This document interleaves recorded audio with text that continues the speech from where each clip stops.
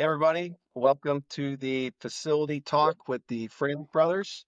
I'm your host, Scott Froelich, and this podcast is all about diving into the world of facility management, property maintenance, and the strategies that keep buildings running smoothly. So our goal is to bring you practical insights from industry experts to help adapt challenges, improve your efficiencies, and optimize building performance. So today, I'm thrilled to have Chad Maurer. Uh, Chad is with Northwoods Village. Chad's the director of operations at the Kalamazoo location. So we'll be discussing with Chad his experience in facility management, some of the biggest challenges that he faces, and the solutions that are helping him drive success in this industry. So let's get started. To kick things off, Chad, can you tell us a little bit about your company and your role? And what does a typical day look like for you? Absolutely. Well, I'm here at Assisted Living Development, and typically my day consists of just handling little things around the facility, as well as keeping the facility up and running, which means things as far as changing filters, light bulbs, I had a foundation issue the other day that I had to deal with. So, I mean, it's really anything goes around these facilities, and who's the man to go to? It's me. Yeah, no, I'm sure you wear a lot of hats. That's the role of being in the operations and dealing with the day to day. Yeah, that's great. When you think about facility management, what are some of the biggest trends or changes that you've seen over the past few years? Oh, the past few years, definitely would have to go with the economy and workers. I mean, it changes a lot, but within the last couple of years, it's changed dramatically as far as getting people that you can keep and that show up every day. Yeah, no, listen, turnover and having that consistency with personnel on your site with that consistent training and that comfort for your residences at your communities. How are you guys dealing with that? Are you constantly interviewing? Are you putting out ads? Are you finding that your people are sticking around? Tell me how you guys are working through those challenges.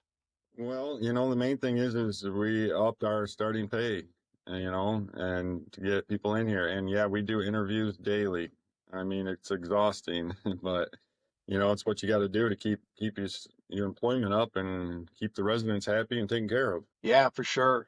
Um, any feedback from your residences? I know, obviously you're in a memory care facility, um, but that communication and the relationships between the staff and the residents is so important.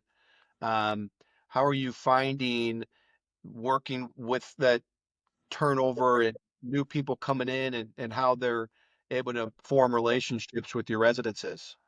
Well, it puts a lot on us managers because we're the ones that are usually sticking around, and we're the ones that have to build up that relationship well enough that we can, explain to them, hey, it's just how the world is nowadays. We get people coming and going, but you know what? We're always here, And I think that just reassures them that, no matter how many floor staff that we go through, us managers are going to be around and we're not going anywhere.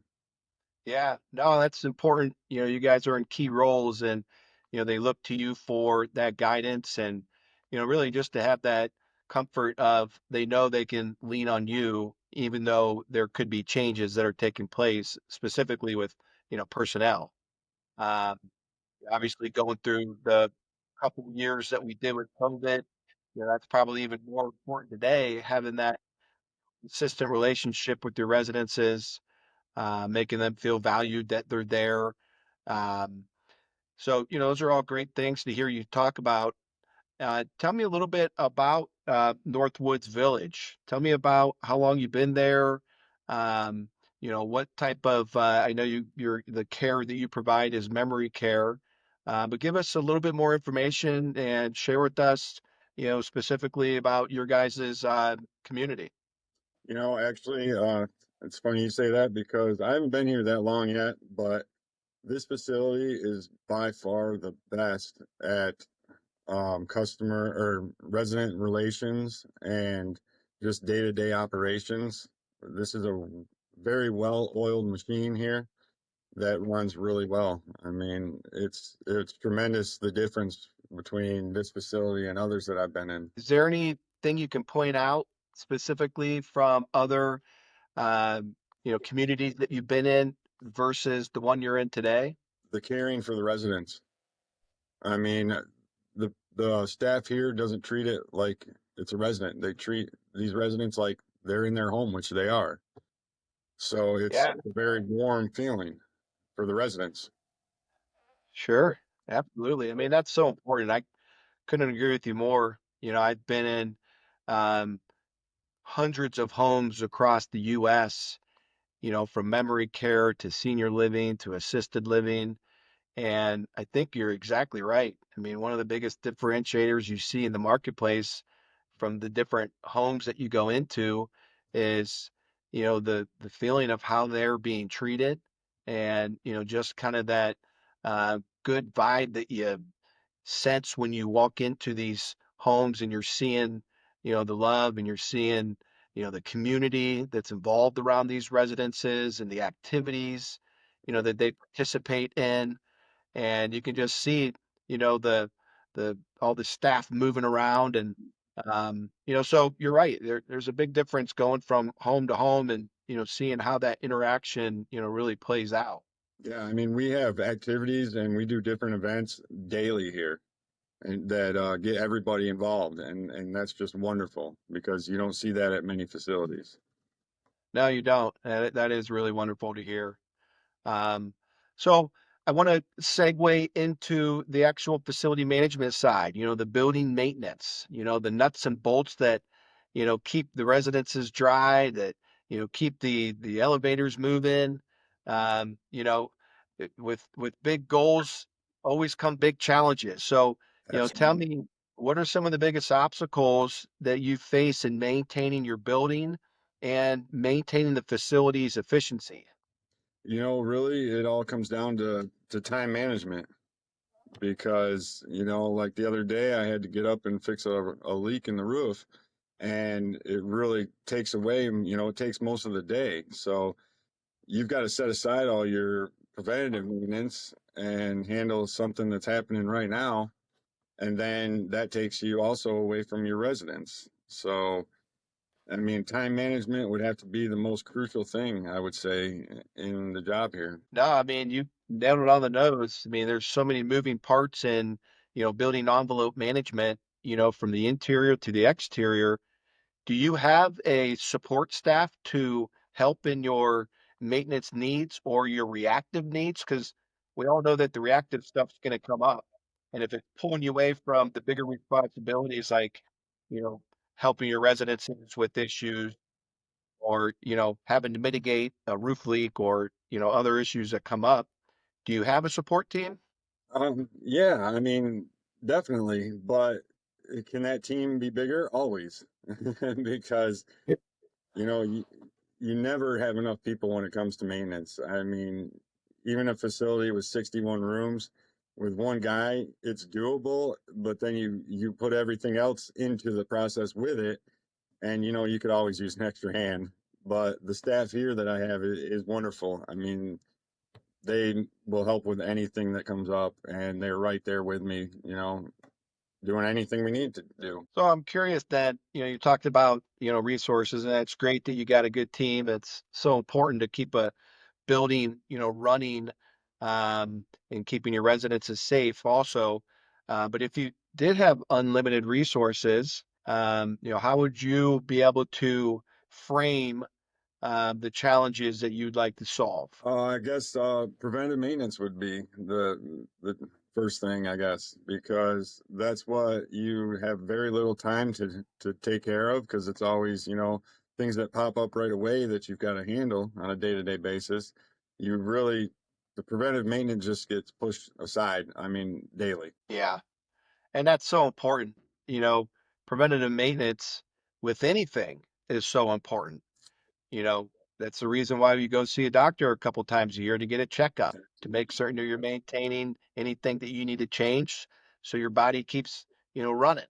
No different than buildings, right? Yeah, And you nailed it on the nose. You take care of the little things, and the bigger things will be less and less that show up. yeah, they're so Uh, big. Yep, yeah, no, I'm with you there, man. That's probably one of the biggest challenges I've seen across the board with the senior housing industry is being proactive and approaching it in a proactive manner with preventative maintenance. Not only from a cost standpoint, but also, from a management standpoint. absolutely, Uh, we're in the roofing industry, and we always tell our customers, if you're not managing your roof, then your roof's going to manage you. And, that's where the reactive mindset of, just waiting for something to happen, well, then, you're going to have a lot more headaches, managing that asset than you would if you were proactively managing that asset. absolutely, Uh, absolutely. Yeah, but, good story for that one would be, when we were kids growing up, we'd always be up on the roof shoveling the roof off with dad. And every year we would fall off in this one particular spot. And it didn't matter what you did, all three of us were going down eventually. And it's funny because it just reminds you of, how important preventative maintenance can be. oh, there's no question, man. What kind of strategies have you tried so far to tackle those challenges with preventative maintenance? A lot of times I come in after hours when none of the other staff's here, or there's very few staff members here, I should say. And then that way, there's not so many distractions, and I can get a lot more PMs done, preventive maintenance done. Yeah, so that goes back to that time management. So there's not enough hours in a day. You got to put in the overtime to get that those maintenance items checked off, huh? Absolutely. Well, it's important that you're doing it. Most often, if there wasn't that care involved in your role and wanting to do more to make certain that your building's operating smoothly, kudos to you. Most often, that person's just going home, their shift's over, and that preventative maintenance gets put on the back burner, and you're just waiting for the next reactive action to cycle through managing the building. Absolutely. So, like with preventative maintenance, um, obviously, that if it's not done, then there's going to be repercussions or there's going to be issues that come up from it.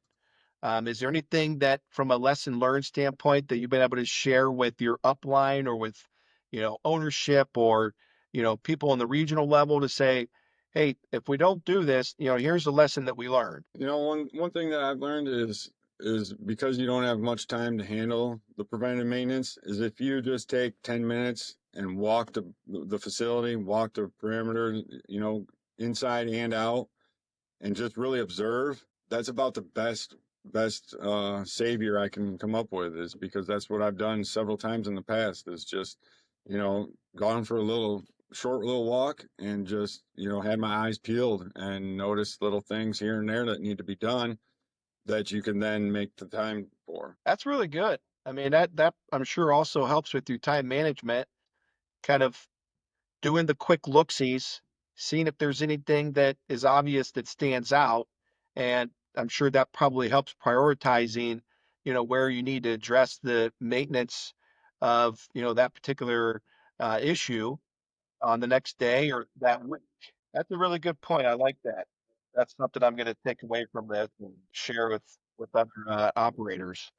Um, so, in general, if these challenges aren't addressed, and I think it seems that we're in agreement. One of the biggest challenges is maintenance. Having the time to do it, having the means to doing it, having the support team to do it. But if these challenges aren't addressed, what kind of impact do you think they'll have on your community or on the industry as a whole? Oh, colossal impact. I mean, yeah, it's just a lot of bad stuff can go wrong real quick. I'm sure you've lived through it at other places that maybe don't prioritize maintenance. Um, and there's real long-term consequences if maintenance is unresolved. And I'm sure you could probably talk to that, around circles, really. Absolutely, because most maintenance, people nowadays they're just phone managements. They handle the contractors and that's about it. So they don't really actually, know the facility that well. Absolutely. Well, Chad, I mean, that's um, what I really wanted to go over in this podcast today. And thanks again for joining us. And for those listening, if you've enjoyed this episode, be sure to subscribe to Facility Talk with the Froelich Brothers for more expert discussions on facility management and building maintenance. And we'll see you next time. Thank you, Chad.